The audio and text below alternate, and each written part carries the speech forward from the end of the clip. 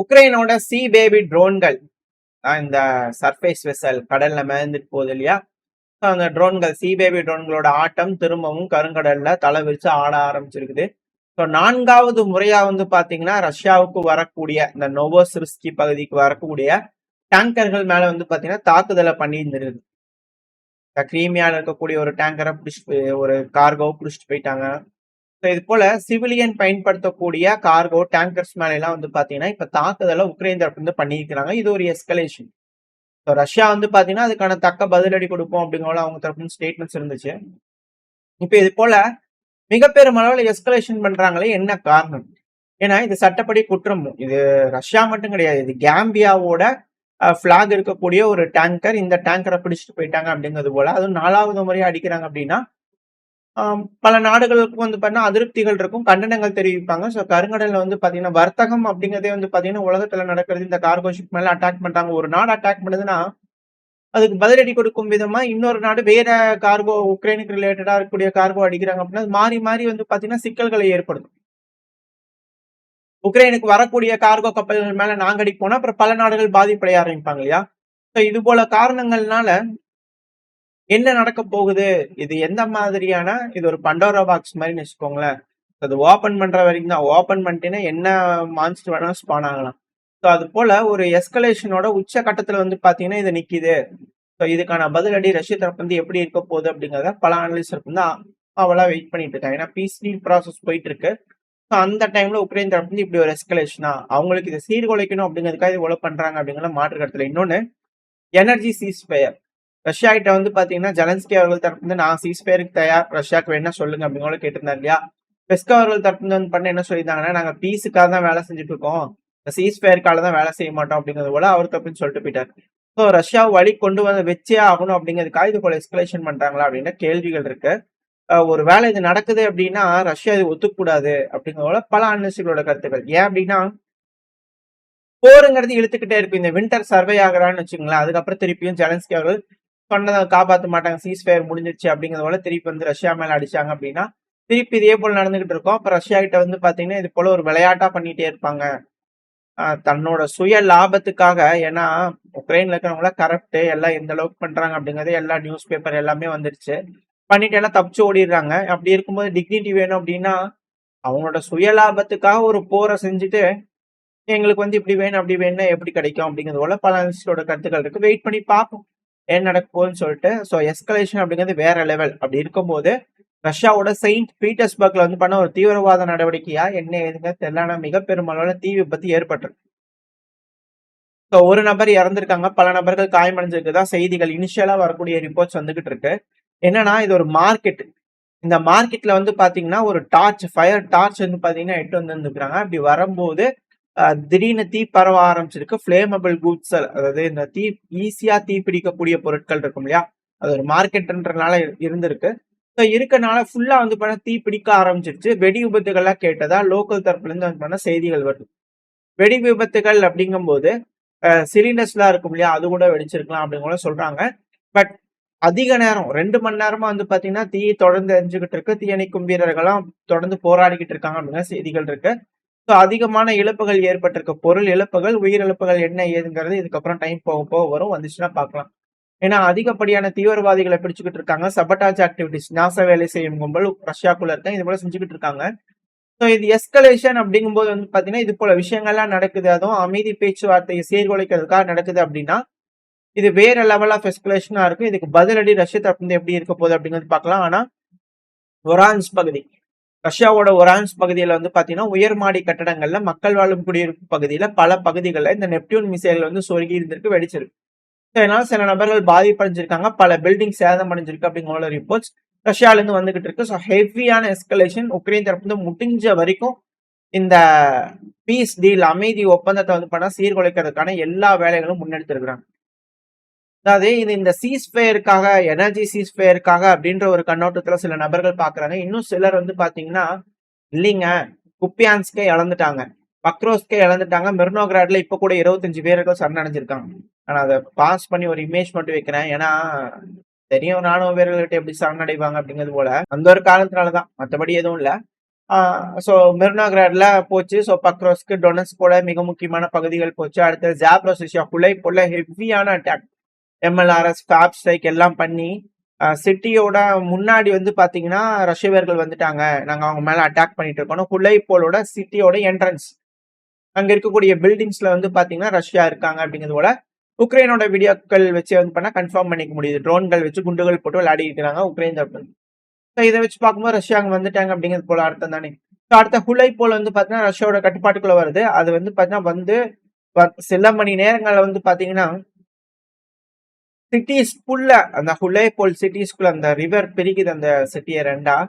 So அந்த சிட்டில அதிகமான ஸ்ட்ரீட்ஸ்குள்ள வந்து பண்ணா ரஷ்யா வந்துட்டாங்க அப்படிங்கிற செய்திகள் இருக்கு. வெயிட் பண்ணி பார்ப்போம். ஹுலைப்போலும் போகுது அப்படின்னா இது போல செய்திகள்லாம் வந்து பண்ணா டைட்லாம் வந்துருச்சுன்னா உக்ரைன் இந்த பகுதி எழுந்துட்டாங்க, அந்த பகுதி எழுந்துட்டாங்க, அதை இழந்துட்டாங்க அப்படிங்கிறது போல பெருசா பேசிட்டு இருப்பாங்க இல்லையா. ஸோ அது போல ஒரு விஷயம் ரஷ்யாவுக்கு கிடைச்சிடவே கூடாது அப்படிங்கிற உக்ரைன் தரப்பு வந்து ஃபர்ஸ்ட் இருந்து இருக்காங்க. நடிகர்கள் கும்பல் இல்லையா. ஸோ அதனால வந்து பார்த்தீங்கன்னா மீடியாக்களோட அட்டென்ஷன் எப்பவும் நம்ம மேல ஃபோக்கஸ் ஆகிட்டு இருக்கணும் அப்படிங்கிறதுக்காக இது போல ஒரு எஸ்கலேஷன் பண்றாங்களா அப்படிங்கிற ஒரு கண்ணோட்டத்திலையும் சில அனலிஸ்ட் வந்து இருக்காங்க. எது எப்படியோ ஸோ மாறி மாறி வந்து பண்ண எஸ்கலேஷன் வேற லெவல்ல இருக்கு. ஸோ ரஷ்யாவோட பதிலடி எந்த அளவுக்கு இருக்க போகுது அப்படிங்கிறது பார்த்தலாம். ஸோ இப்படி இருக்கும் சமயத்துல உக்ரைனோட அதிபரான ஜெலன்ஸ்கி அவர்கள் வந்து பாத்தீங்கன்னா மக்கள் முன்னாடி பேச வந்திருக்கிறாரு. அவரோட ஈவினிங் அட்ரஸ்ல வந்து பாத்தீங்கன்னா மக்களே நம்ம புதுசா சாங்ஷன் போடலான்னு இருக்கிறோம் ரஷ்யா கிட்ட. இவர் தான் போன பதிவில் நம்ம பார்த்தோம். ஒரு வாரத்துல தெரிஞ்சிடும் என்ன ஏதுங்கிற விவரம், எலெக்ஷன் வைக்கலாம், அமைதி வந்துடும் அப்படின்னு சொன்னாரு. ஆனா திருப்பி ரஷ்யாக்கு எகெயின்ஸ்டா சாங்ஷன்ஸ் இந்த மாசத்துக்குள்ள வந்துடும், புதுசா போட போறோம், ஷேடோ ஃபிளீட்டுக்கு எகெயின்ஸ்டா, அது மாதிரிலாம் ப்ரொபகண்டா. ரஷ்யாவுக்கு ஆதரவா பேசிட்டு இருப்பாங்க தெரியுங்களா, சில சேனல்லாம் இருக்கும். ரஷ்யாவுக்கு ரொம்ப ஃபேவரா பேசிட்டு இருக்கக்கூடிய சில ஆளுங்களா இருப்பாங்க இல்லையா. ஸோ அவங்களாம் வந்து ஏன்னா நம்ம உக்ரைன் என்ன சொல்றாங்களோ அதான் சொல்லிட்டு இருக்கிறோம், மற்றபடி எதுவும் சொல்றது இல்ல. ரஷ்யா என்ன சொல்றாங்கன்னு கேட்டு வந்து பேசுவாங்க தெரியுங்களா, அவங்க மேலாம் வந்து பாத்தீங்கன்னா சாங்ஷன் போடலாம் அப்படிங்கிற உக்ரைன் இருந்து இருக்கிறாங்க. என்ன ஆயிர போகுது அப்படிங்கிறது தெரியல. ஏன்னா நிறைய பேருக்கு மேல போட்டிருக்காங்க ஆல்ரெடி. ரஷ்யாக்குள்ள இருக்கக்கூடிய ரைபா அவங்க வந்து பாத்தீங்கன்னா திங்க் டேங்க் அவர் மேலாம் போட்டிருக்காங்க சாங்ஷனு. ஏதோ ஆன மாதிரி தெரியல, அவர் தினம் வீடியோ போட்டு தான் இருக்கிறாரு. சரி பார்ப்போம், என்ன ஏதாவது பண்றதுக்கு ட்ரை பண்றாங்களா என்னமோ தெரியல. இந்த சாங்ஷன் எப்படி வேலை செய்ய போகுது அப்படிங்கிறது பார்க்கலாம். சாங்ஷன் போட்டுக்கிறாங்க, இது கூட ஓகே தான். ஆனா உக்ரைனோட ஃபாரின் இன்டெலிஜென்ஸ் வந்து பண்ணா உக்ரைனோட அதிபரான விளாடிமிர் ஜெலன்ஸ்கி அவர்களுக்கு ஒரு செய்தி கொடுத்துருக்காங்க, இம்பார்ட்டன்டான ரகசிய தகவல் கொடுத்துருக்காங்க. அதாவது ரஷ்யா இருக்கிறாங்க இல்லையா, அவங்களோட சாவர்னட்டியே சீனாக்கா அடகு வச்சுட்டாங்க, வித்துட்டாங்க அப்படிங்கிறதோட செய்திகள் வந்திருக்காமா. அது எப்பேற்பட்ட நாடு பாருங்க. உக்ரைன் வந்து தான் கிட்ட இருக்கக்கூடிய எல்லா வளங்கள் மினரல் எல்லாத்தையும் வந்து பாத்தீங்கன்னா அமெரிக்காவுக்கு சரிவாதி 50% கொடுத்துருவோன்னு எழுதி கொடுத்துட்டு வந்த ஒரு நாடு, இன்னொரு நாடு சாவர்னிட்டி வித்துட்டாங்க அப்படிங்கிறது போல பார்த்து பேசுறாங்கன்னா எப்படி அப்படிங்கிற கேள்விகள் இருக்கு இங்க. அது மட்டும் கிடையாது, உக்ரைன் வந்து பாத்தீங்கன்னா ஆல்மோஸ்ட் 1.3 பில்லியன் ஈரோ அளவுக்கான உலக சமுதாயத்துக்கிட்ட இருந்து எய்டு வாங்கி இருக்கிறாங்க. எதுக்கு? ஏதாவது நல்ல எண்ணத்துக்கு அப்படின்னு பாத்தீங்கன்னா கேஸ் வாங்குறதுக்காக, எமர்ஜென்சி கேஸ் வாங்குறதுக்கு எய்டு. ஏன்னா ரஷ்யா வந்து அடிச்செல்லாம் அழிச்சிட்டாங்க. இதனாலதான் எனர்ஜி சீஸ்ஃபயர் வேணும் அப்படிங்கிற உக்ரைன் தரப்பு வந்து இது போல அக்ரஷன் பண்றாங்களா அப்படின்ற கேள்விகள் இருக்கு. ஸோ கேஸ் வாங்கல வைக்கணும்னா அப்புறம் திருப்பி ரஷ்யா வந்து அடிச்சிட்டாங்கன்னா என்ன பண்றது, வீணா போயிரும் இல்லையா. ஆனால் சீஸ்ஃபயர் போட்டதுக்கு அப்புறம் இதெல்லாம் பண்ணலாமா அப்படிங்கிற உக்ரைன் தரப்பு வந்து பாத்துக்கிட்டு இருக்காங்க. ஏன்னா சீஸ்ஃபயர் போட்டாங்க அப்படின்னா விண்டர் முடிஞ்சதுக்கு அப்புறம் திருப்பி வேலையை ஆரம்பிக்க தான் போறாங்க. ஸோ ரஷ்யா இதை விடக்கூடாது அப்படிங்கிற சில தரப்பு இருந்து இருக்காங்க. ஸோ பாப்பா என்ன நடக்க போகுது.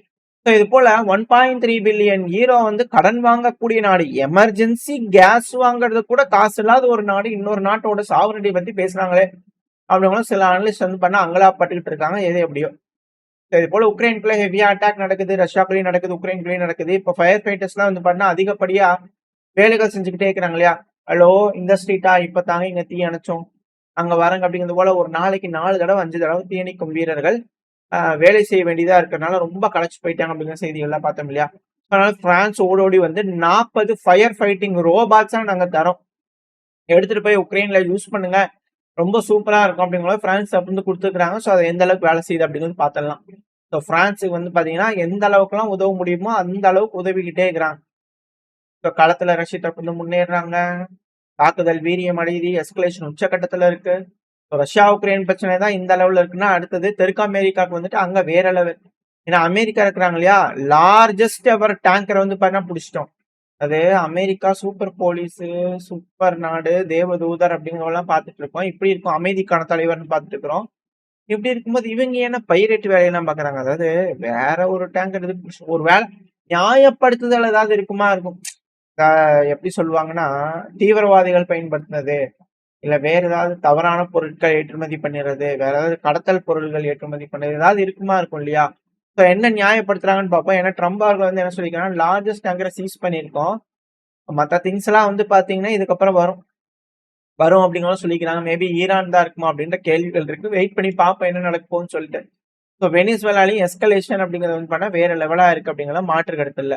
ஏன்னா அமெரிக்காலயே வந்து பண்ணா அசம்பாவிதங்கள் தொடர்ந்து நடக்குது. இப்போ கூட வந்து பார்த்தீங்கன்னா, ஒரு ரன்வேல எமர்ஜென்சியா ஒரு ஏர்கிராஃப்ட் வந்து பார்த்தீங்கன்னா, அது விமானங்கள் தான். அதிகப்படியான விமானங்கள் இது போல விபத்துக்குள்ளாகுது. ஒரு ஏர்கிராஃப்ட் வந்து போயிட்டு இருக்க கார் மேல வந்து பார்த்தீங்கன்னா லேண்ட் ஆயிடுச்சு. இதனால அந்த கார் டிரைவர் அப்புறம் அந்த விமானத்துல இருக்கிறவங்கலாம் ஆஸ்பத்திரிக்கு கூட்டிட்டு போயிருக்காங்க. புளோரிடா பகுதிகள்ல அப்படிங்கிறது போல செய்திகள் வந்துகிட்டு இருக்கு. ஸோ அசம்பாவிதங்கள் அப்படிங்கிற ஒரு சைடு அதிகமா நடந்துகிட்டு இருக்கு அமெரிக்கால.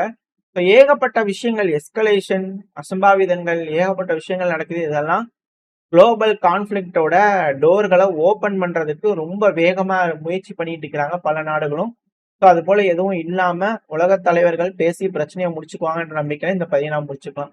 இந்த பதிவு பத்தி நீங்க என்ன நினைக்கிறீங்க? உங்களுக்கு பிடிச்சிருக்கா? பிடிச்சுனா லைக் பண்ணுங்க. உங்க ஃப்ரெண்ட்ஸ் கூட ஷேர் பண்ணிக்கோங்க. அது கூடயே மறக்காம நம்ம சேனல் ஒன்னும் சப்ஸ்கிரைப் பண்ணலாம். மறக்காம சப்ஸ்கிரைப் பண்ணிக்கோங்க. அப்பதான் நம்ம போடக்கூடிய வீடியோக்கள் யூடியூப் மதிச்சு 4 பேருக்கு ப்ரமோட் பண்ணும். உங்களோட அன்பு ஆதரவு எனக்கு எப்ப இருக்கும்னு நம்பிக்கையில இந்த பதிவை நான் முடிச்சுக்கலாம். இந்த பதிவு நல்லா இருக்கும் நம்பிக்கை. அடுத்த பதிவு உங்களை சந்திக்கிறேன். Stay safe. பை.